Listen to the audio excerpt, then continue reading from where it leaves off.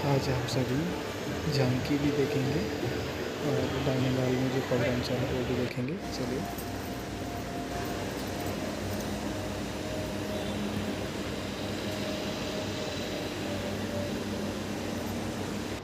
हमारे अति स्नेही भाई माननीय राज्यपाल आरिफ मोहम्मद खान साहब उपस्थित हुए हैं। हम सब राष्ट्रगान बोलिए।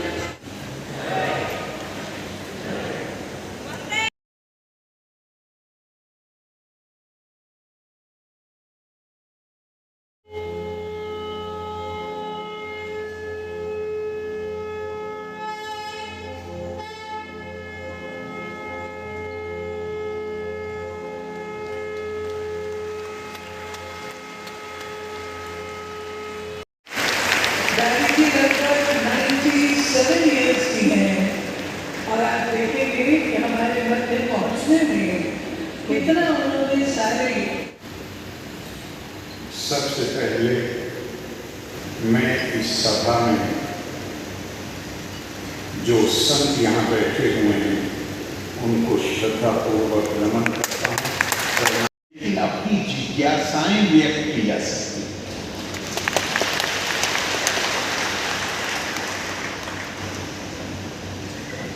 भारत के धार्मिक ग्रंथ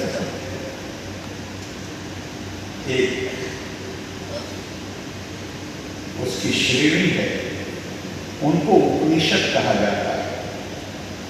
उपनिषद का अर्थ ही है आओ मेरे पास बैठो, मैं तुम्हारी जिज्ञासा को संतुष्ट करूं। तो मैं जो भी बोलूं उसे मेरी जिज्ञासा समझिएगा। मैं हरगिज भी यहाँ कोई उपदेश देने के लिए नहीं आया।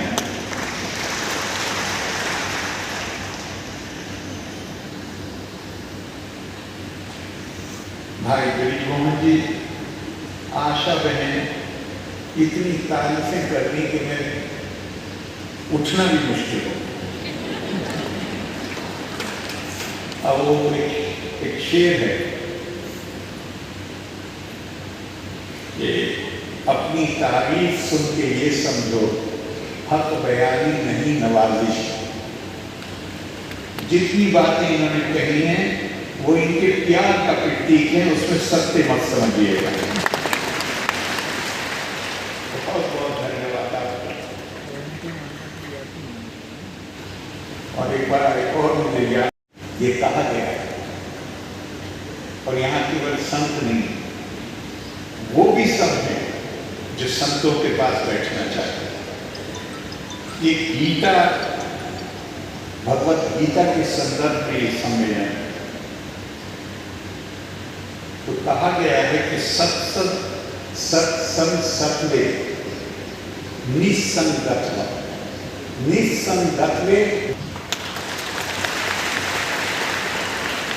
संतों के साथ बैठने से अनासक्ति पैदा होती और उससे मोह भंग होता है, और अगर मोह भंग हो गया तो निश्चलता आती, और निश्चलता जिसमें आ जाए तो उसी के लिए तो सारी तपस्या है, जीवन मुक्ति। बहुत बहुत आपका धन्यवाद कि आपने यहाँ बुलाया। अब ये भगवत गीता के ऊपर ये सम्मेलन है। भगवत गीता का संदेश क्या है?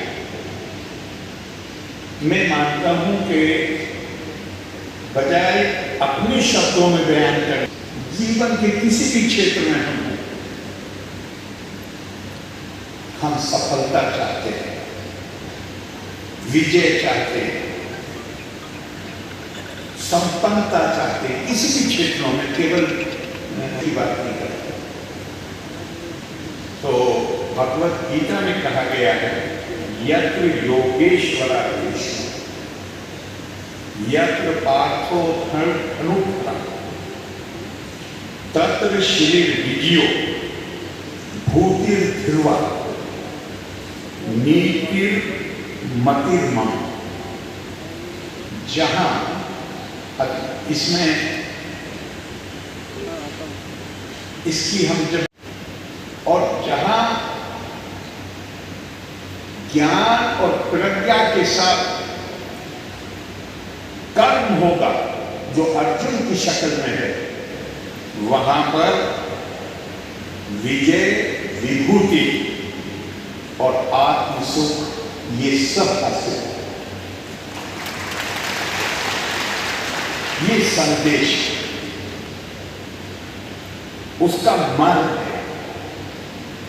तो फिर अगर आखिर में उसका मर्म बतलाया गया है तो विस्तार में तो उसको जानने की कोशिश करनी ही पड़ेगी एक कामयाब जिंदगी गुजारने के लिए। और यहाँ पे जो जिस चीज को उठाया गया है, हाईलाइट किया गया है, भगवान कृष्ण योगेश्वर।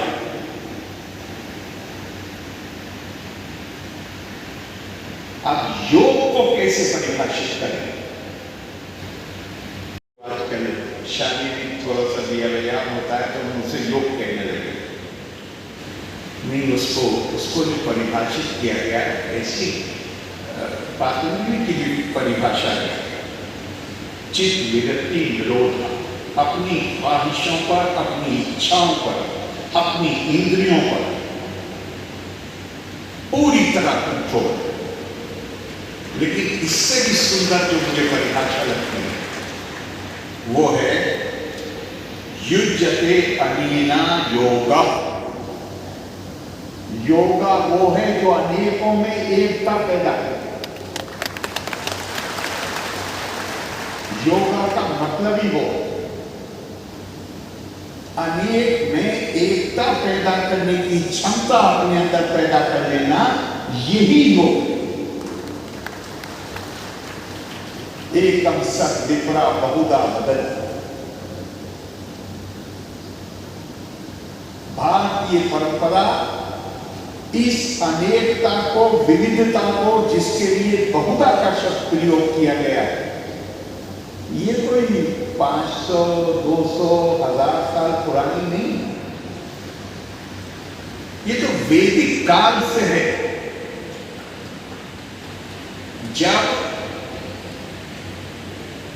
ये किसी को इसमें तुलना नहीं देखिएगा, तुलना नहीं, जो ऐतिहासिक तथ्य दुनिया में ज्यादातर आबादी लोग जिन धर्मों को मानते हैं वो स्वीकार करते हैं। किसी की उम्र 2500 साल है, किसी की उम्र 2000 साल है, किसी की उम्र 1500 साल है या उससे कम।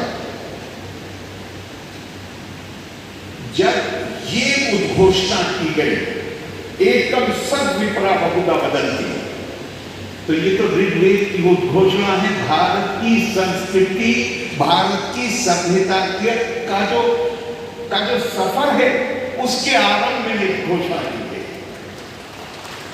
और अकेले ऋग्वेद में नहीं, अगर मुझे सही याद है तो अथर्ववेद में है।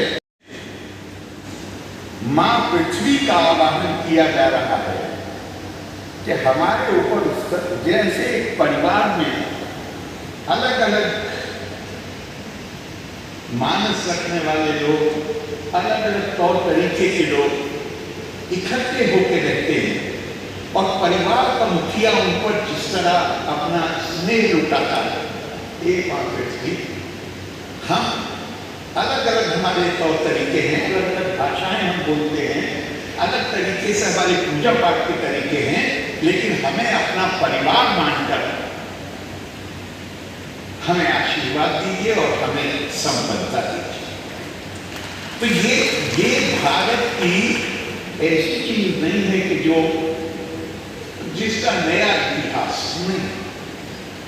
भारत की सभ्यता और संस्कृति की जो यात्रा है उसके शुरू में हमारे ऋषियों ने, हमारे मुनियों ने, जिन्हें हम अपने थॉट लीडर मानते हैं, ये ध्यान रखिएगा कि भारत में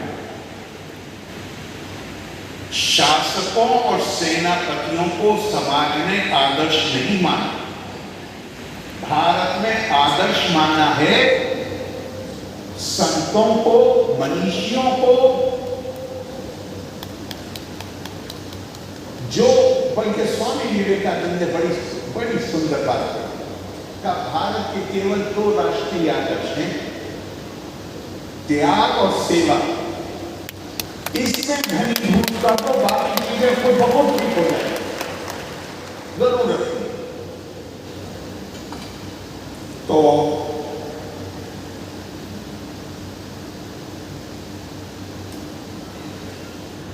अब ये काम घनीभूत करने का ये कैसे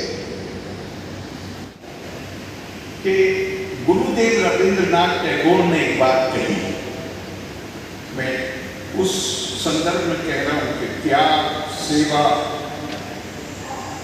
घनीभूत करना। उन्होंने कहा कि भारत की स्वतंत्रता तब तक संपूर्ण नहीं हो सकती जब तक ये स्वीकार नहीं किया जाएगा कि भारत की बुनियाद मानस में है और भारत उस मानस की शक्ति से निरंतर अपने लिए नए स्वराज पैदा करता है। उन्होंने कहा, मैं भारत से अगाध प्रेम करता हूं, लेकिन ये मेरा प्रेम इस कारण नहीं है कि मैं जमीन के एक हिस्से, भूगोल के एक हिस्से को मूर्ति का रूप देकर उसकी उपासना करना चाहता हूं। ये इसलिए भी नहीं है कि मेरी खुशकिस्मती है, मेरा सौभाग्य है कि मुझे इस देश की धरती पर पैदा होने का मौका मिला, लेकिन उसके कारण भी नहीं करता। फिर क्यों करते हैं? तो उन्होंने जवाब दिया कि मैं, अगर पता नहीं मेरा अनुवाद ठीक, but I love India not because I cultivate the idolatry of geography, not because I have had the good fortune to be born in a soil, but I love India because India through tumultuous times has saved the living words which issued from the illuminated consciousness of her children. मैं भारत से प्यार करता हूं क्योंकि भारत ने दुष्कर परिस्थितियों में, दुर्गम परिस्थितियों में उन शब्दों को बचाकर सुरक्षित करके रखा जो शब्द भारत के बच्चों की चैतन्य आत्मा से निकले थे। दुष्कर परिस्थितियों में खास बात की है, वो किसके जरिए संभव हुआ? वो उन्हीं लोगों के जरिए संभव हुआ जो यहां सामने बैठे। ये ऐसे ही त्यागी और तपस्वियों के जरिए संभव हुआ जिन्होंने इस काम का बीड़ा उठाया। भारत की खूबी, भारत की खुसूसियत, भारत का धर्म आध्यात्मिकता है।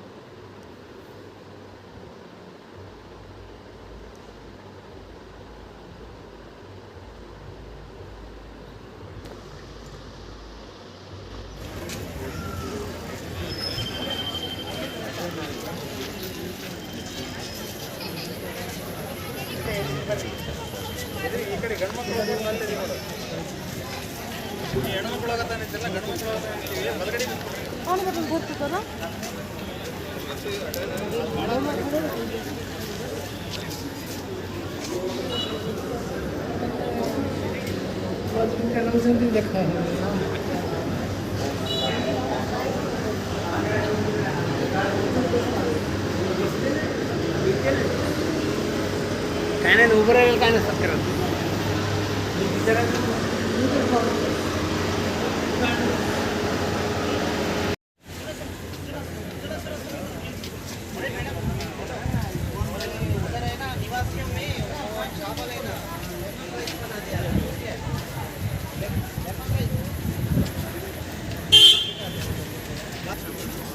बाहर आने के बाद फोन करना है।